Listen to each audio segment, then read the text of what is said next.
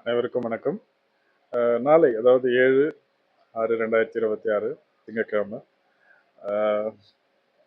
நம்ம நாட்டோட பங்குச்சந்தை பார்த்தீங்கன்னா கேப் டவுனில் தான் ஓப்பன் ஆகிறதுக்கு நிறைய சான்சஸ் இருக்குது. நிஃப்டி பார்த்தீங்கன்னா ப்ரீவியஸ் க்ளோஸ் 23,366.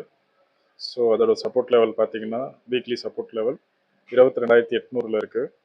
ரெசிஸ்டன்ஸ் பார்த்தீங்கன்னா 23,700 இருக்குது. ஸோ பேங்க் நிஃப்டி எடுத்துக்கிட்டிங்கன்னா ப்ரீவியஸ் க்ளோஸ் வந்து பார்த்தீங்கன்னா 54,496 அந்த மாதிரி ரேஞ்சில் க்ளோஸ் ஆகிருக்கு. ஸோ இதோட சப்போர்ட் லெவல் பார்த்தீங்கன்னா 54,000, 53,800, 53,500 இந்த மாதிரி ரேஞ்சஸில் இருக்குது. ரெசிஸ்டன்ஸ் எடுத்துக்கிட்டிங்கன்னா 54,800 இருக்குது. ஸோ